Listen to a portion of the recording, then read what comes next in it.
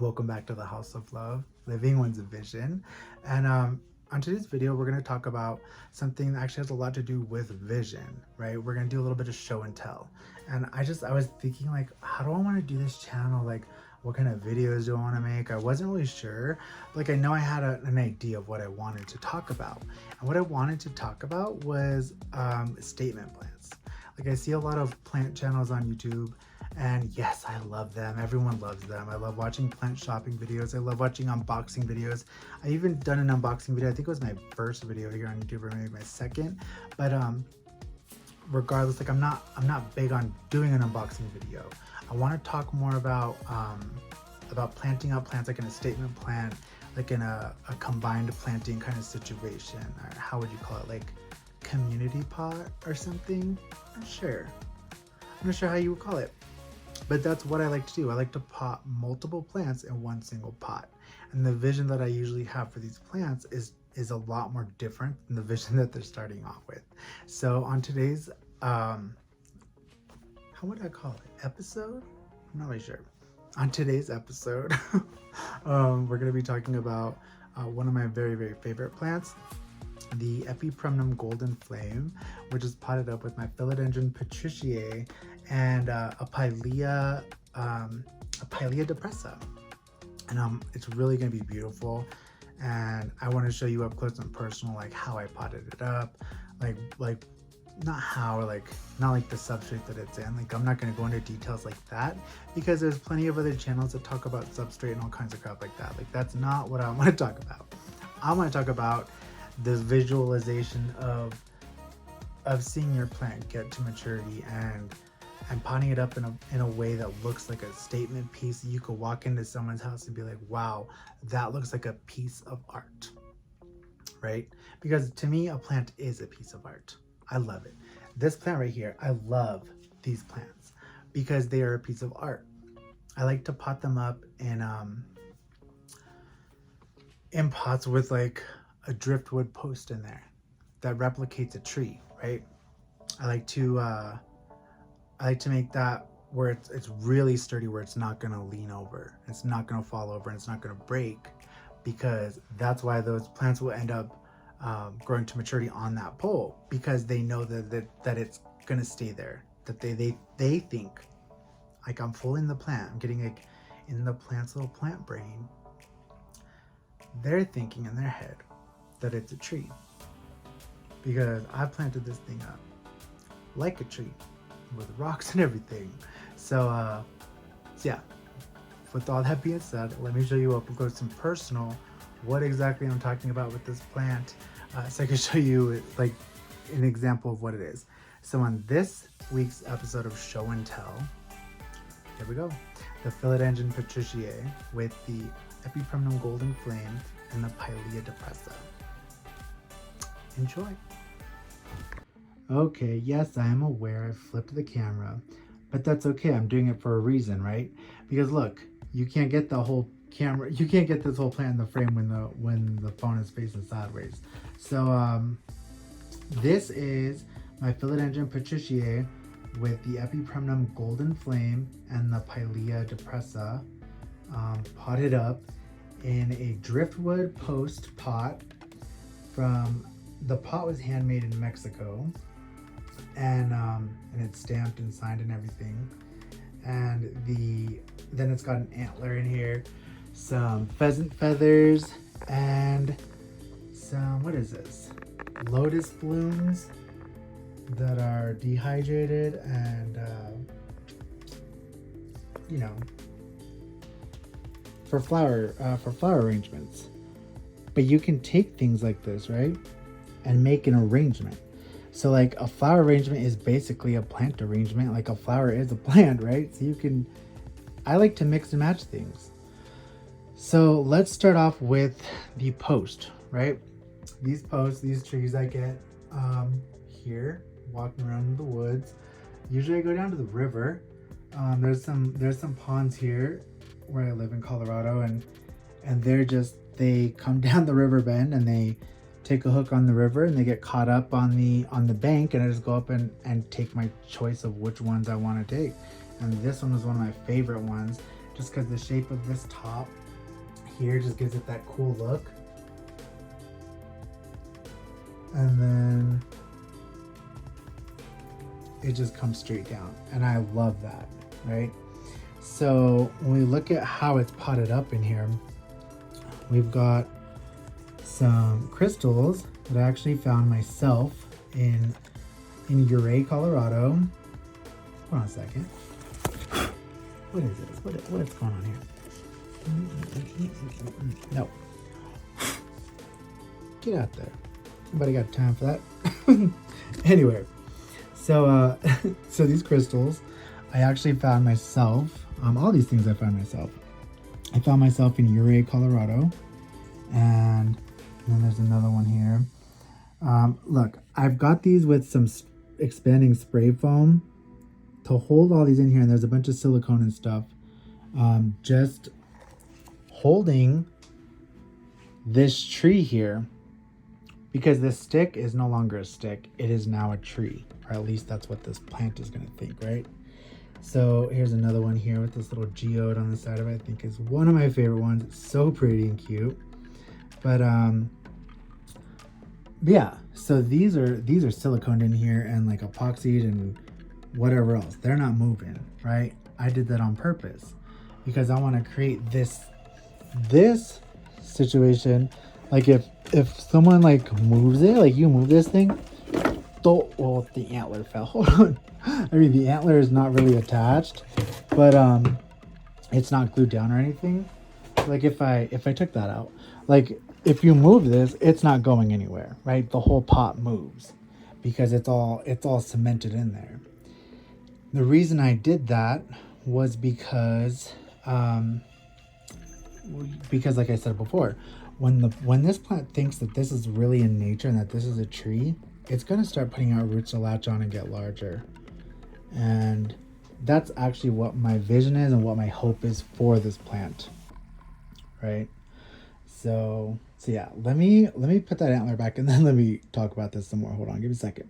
All right, so now that that's back on, let's talk about these plants individually, right? So this is the Epipremnum Golden Flame, and yes, I know it does not look this golden on a normal basis. I realize that.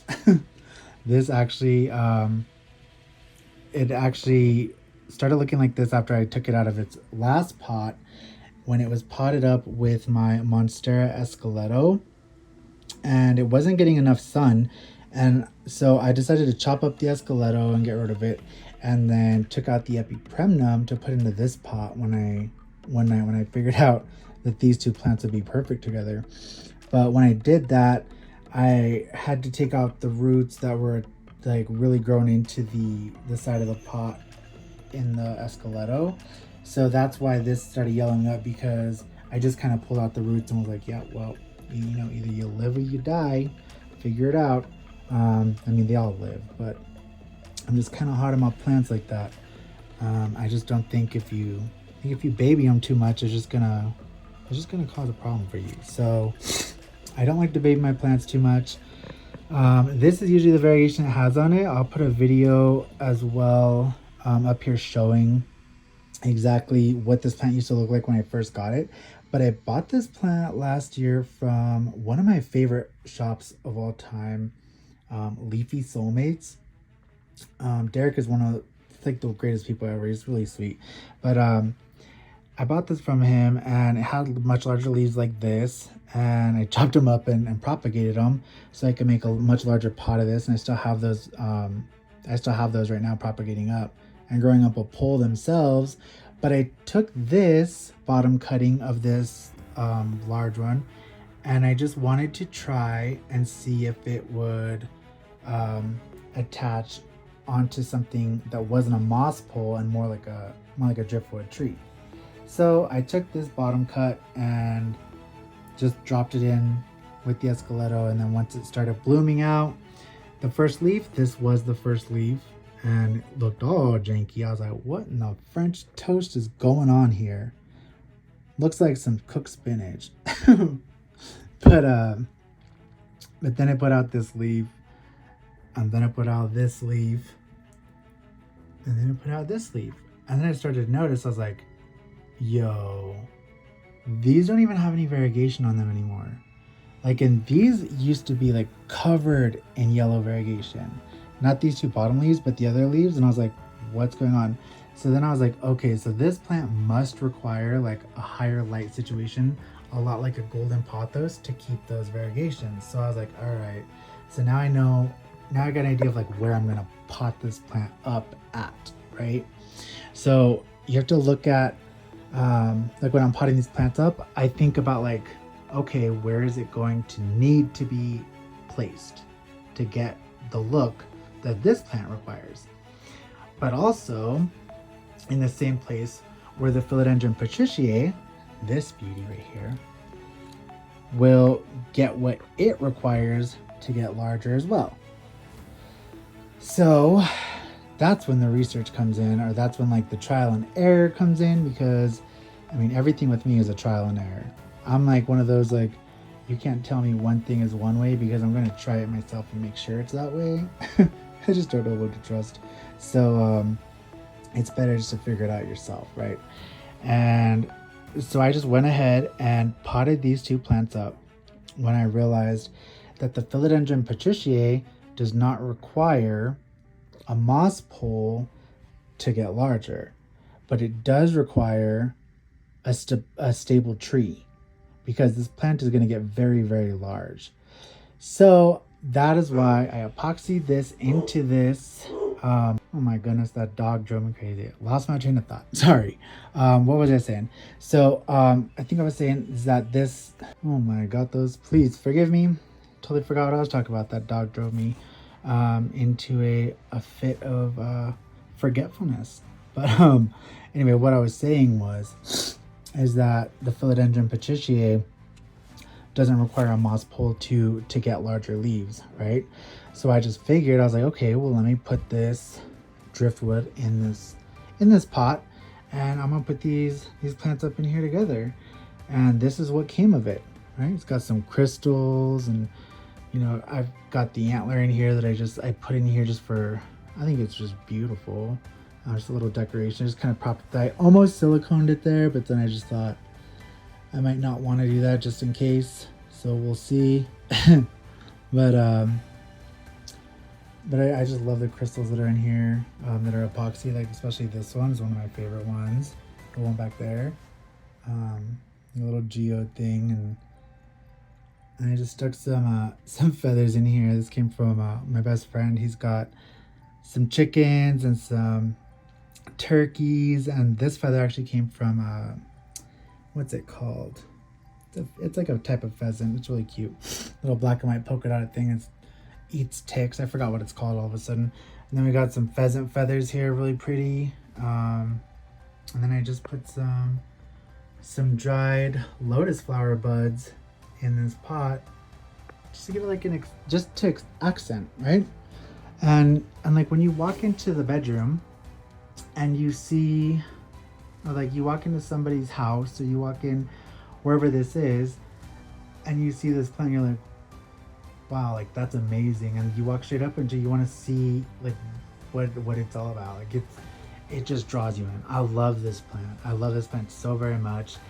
And so yeah, so there is my my show and tell for you guys for today.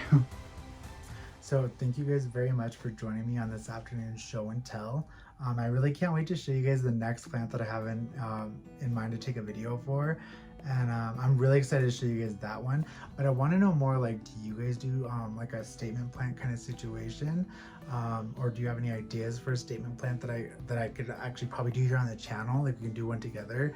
I think that would be a lot of fun. So so I'm gonna leave you guys here with this now and just say I want to thank you for coming and staying this far. Give me like a little peace sign emoji or something to let me know that you made it to the end of the video.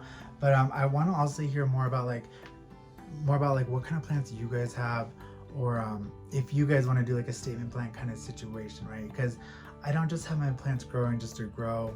I want them to be like a piece of art that people can appreciate and really like, right? So So yeah, so there's my video for this afternoon, and I hope you guys will join me next week. And next week we're actually gonna be talking about, let me see, I've got 2 plants I really want to talk about. Let me think. I'm gonna go with the jungle pot. So next week we're actually gonna be talking about the jungle pot, and I'm really excited to show you guys that one. And yeah, we'll talk to you later. Ciao for now.